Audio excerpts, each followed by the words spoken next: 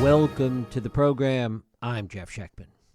Looking out at the world today, it makes very little sense. I suppose that's why when a book comes along, like my guest Edie Meidav's Another Love Discourse, one that helps us look inward at the things that really shape us, move us, and help carry us into tomorrow, then we best sit up and take notice. For a time, amidst the dark days of the pandemic, there was a precariousness about life itself. When we felt more confident coming out of that fear, it gave us equal uncertainty about our most intimate relationships and about ourselves. It opened a kind of Pandora's box, letting out grief and fear and insecurities. Some of that is the stuff of Edie's novel.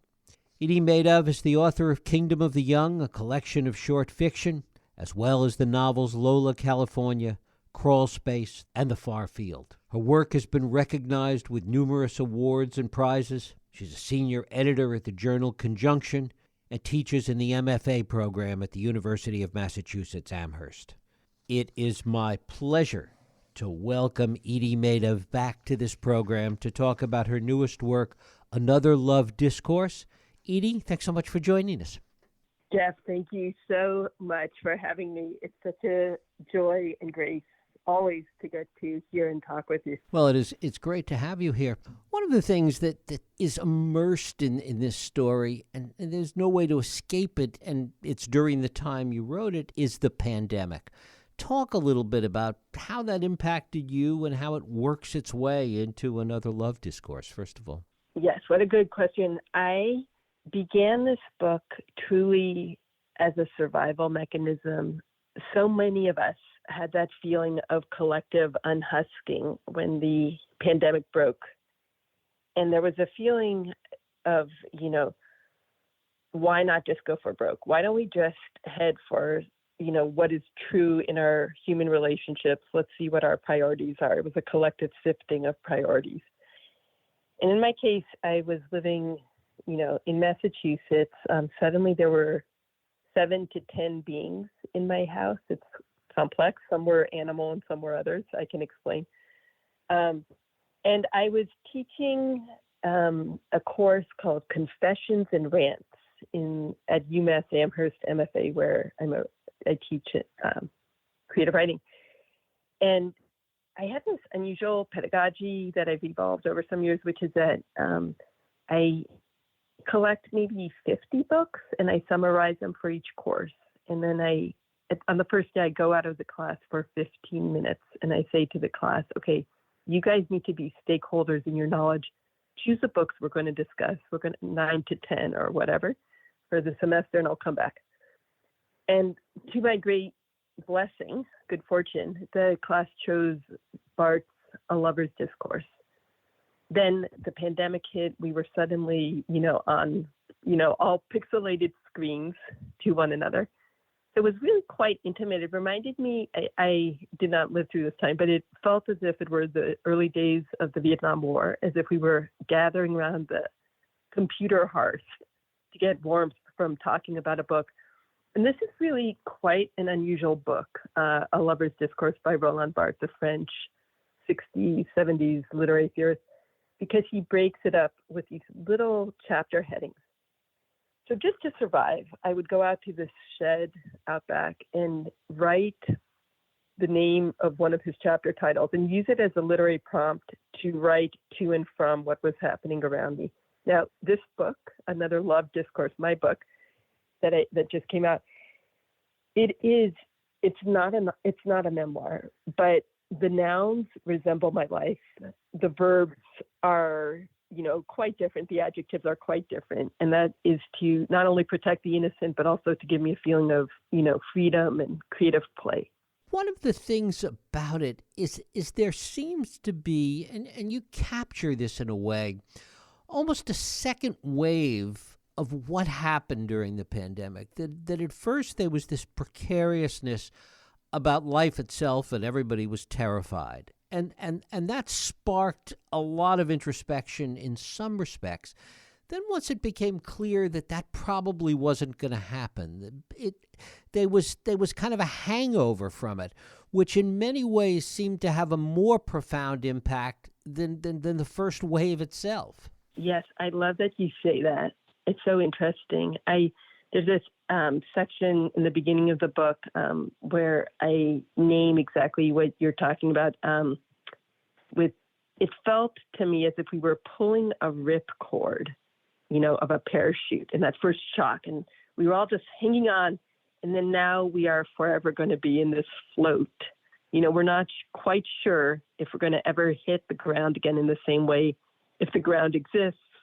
Who is with us in the float? All these former rules about time and space and communion are no longer the same. Probably will never be the same again. I mean, I think there was a feeling early on that it'll all be back to normal, but not to be the case. Yes, exactly. Yeah. And so, what happens in that kind of space for each of us? We start making different agreements and vows inside of ourselves and with the people we love, and with new people, we can abide more easily by certain things, and other things just no longer work. Our mortality collectively is somehow so much more at hand than it was 3 or 4 years ago. And, it is true, people have often said this thing about America, which, we can question or not, but, that it's kind of this, that we have the psyche of, like a 2-year-old, kind of at that bullying, cheerful, lovable, but, aggressive, combo that's a particular toddler mix. And, I feel like we just had this collective leap into, maybe more the kind of gloom of, let's say, certain 12-year-olds. It just feels as if we are making different agreements, even nationally, for better or for worse. And, we are all so affected by these new agreements. So for my own personal vow right now is I'm just trying to, I talk about it in the book, but, I had long ago noticed that the happiest people I knew, even Holocaust survivors or, anyone who's been through tremendous trauma, seem to have made a true choice. And this does not mean doing a kind of spiritual bypass where they do not experience the lows of life, but really seem to make a choice to savor the joys, savor the strawberry, see the flavor of each day, be in the moment with the people with whom they're speaking. And as much as I can, because I realized before the pandemic that so much of my life was a kind of a forward lurch, always to an end goal. In a way, the pandemic stripped us of that possibility, as much as it had been before. And part of why it did that, I suppose, and maybe not all by itself, other things were percolating in the world at the same time, is that it took away the linear order of things, and it created more chaos, which forced us to look at things differently. Yeah, what an interesting thing to say. It's as if, we always like to believe we have full agency. And I do believe, right now, this moment, I was just mentioning to you, I'm in this task of going through my mother's tremendous my late mother's trove of photos, and having to choose which are to be thrown away and, so on. But it's really bringing home to me this basic question, which is how much do we each get to write the story of our lives? And the way that, we look back, as we know now, these studies of the brain that confirm that memory each time becomes an active gesture by the brain to rewrite a story. Anytime we go back and remember something, we're creating a new story in some way in the brain. And for me, writing this book, I also was just mentioning to you that I had neurological Lyme from a tick bite back east, and it froze half my brain. It's coming back. But I felt that I was really writing against mortality. And the great freedom of that is the choice of writing the story you want to live, or summon in the memories that you want to savor. And so, yeah, each of us right now has more of a responsibility. I feel this is what the pandemic did you're saying we suspended our conventional assignation of time and space and so on, everything. There's no linear order. So it's really much more one of these, it almost sounds very American the way I'm about to phrase it, but how do you live your best life now given the limited resources? And it's also very much a Californian question. You're here in these hills, are you going to find gold? Are you going to, how is it all going to work for you? So that's what I think the opportunity of this crisis has been in large part. How do we write the best life we can find given limitation? The overlay of that, perhaps, is this fear that maybe it won't work out the way we imagined. And I think that's the part that really is the new element for everyone. Right. And then how do you savor the strawberry nonetheless? How do you surrender the vision of paradise, and how do you say, okay, and yet there's this low-hanging fruit that I can just have? How do you find meaning? I mean, one thing that I've always thought about how people find meaning and fulfillment in their lives, it's something I often say to people who want to write, but all meaning comes from 2 points sort of rubbing up against each other. So it could be 2 points in time, or 2 people, or a person and a place, or a person and an ideal or value.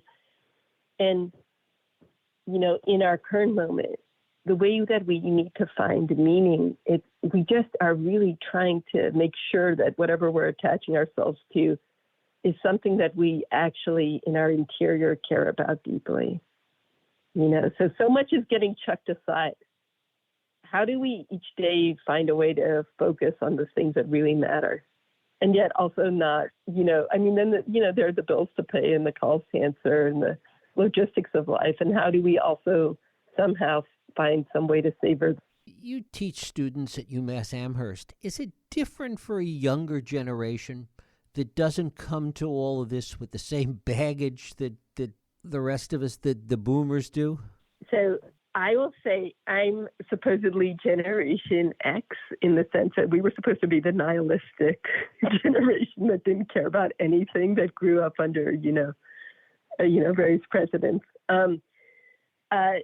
My experience, so maybe about 5 to 7 years ago, I began really feeling quite hardened by a very intense activism in the sense of, we're dancing on the brink of apocalypse. How do we gather together as a kind of,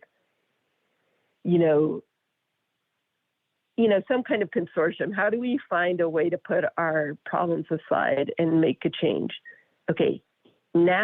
Right now, the generation that is perhaps, I don't know, I'm going to say like 27 to 34,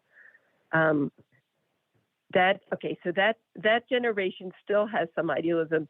The generation that's more, I would say, 15 to 24, while I'm seeing a very beautiful, intense political activism in the, let's say 15 to 20-year-olds, there is also a feeling from the 20 to 24-year-olds of complete enemy. Like, what can we believe in?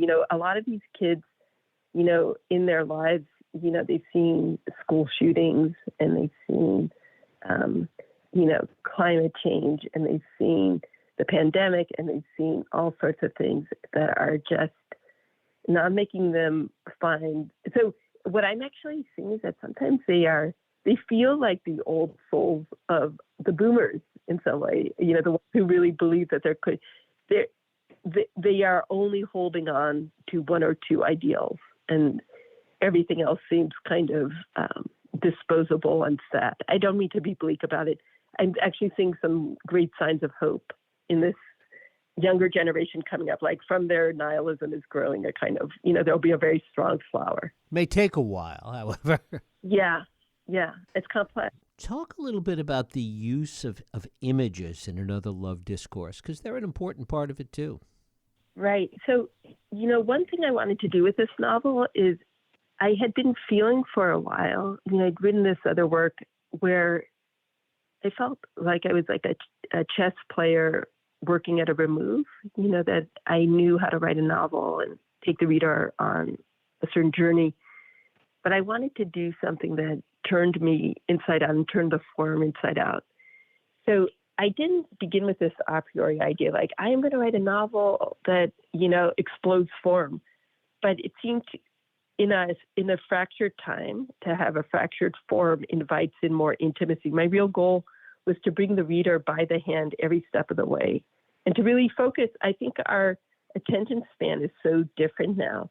And I really just wanted to have that intimate journey with the reader. So the photos serve as punctuation.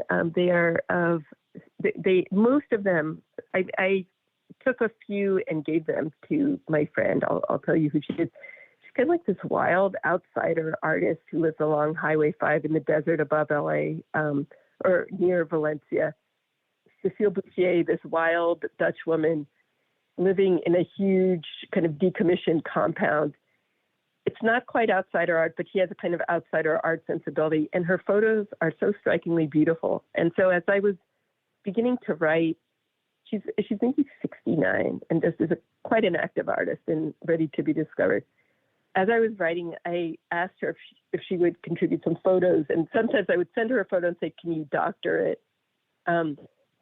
And she just is magic. And so they serve as kind of ironic commentary on the text. And they also give the reader, in this intimacy dance I was trying to create in this book, a sense of visual pause. And, I also wanted the reader to have this quality of, there's this wonderful book by Julio Cortázar, Hopscotch, where people get to choose their own trajectory, sort of a choose their own adventure. And I wanted people to be able to pick up this book and put it down at any point in the middle or at the beginning, and they would get it, but they could also read it in a linear fashion, like, as you said, the pandemic time, from A to Z, and they would get the propulsive narrative of a novel. So I wanted to kind of reflect in some way our time of the pandemic with its changed sense of time and loss and love and everything like that. And the photos for me are I have this background in the visual arts a bit, and because it's a collaboration, it feels as if it reaches out to this greater community of her and others who are in the visual arts. It creates more of a dance in the text. That's my hope. It also connects us to it in a fundamental way. I mean, it gives us an opportunity to connect in different kinds of ways, essentially. I'd be curious, what was your experience of any one photo, or how did you connect? Your description of them as punctuation seems absolutely right, because it slows you down in a way, which in this world today is a good thing.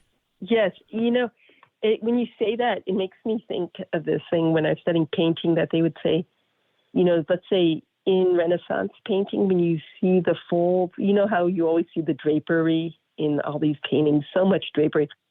But the idea is that those folds allow space for metaphysical contemplation. So maybe the photos are the folds in the Renaissance painting. Maybe I wanted them to do that. There's not enough today. I mean, metaphorically and in reality in some places, there's not enough of that white space. Yes, accurate. Right. Completely. And that was also, speaking of white space, so another goal I had was to include the white space of the page and sometimes use prose, like blocks of prose, and sometimes not quite poetry, but white space, so that the reader wouldn't get stuck inside a sentence, but would have a chance to contemplate within the white space of the page. So that, again, it was a kind of engagement with the reader. Edie Meidav, her new book is Another Love Discourse. Edie, it is always a pleasure. I thank you so much for spending time with us. Such a pleasure, Jeff. I really feel grateful to you and the community you create. We need people like you out there. Well, thank you very much. Thanks.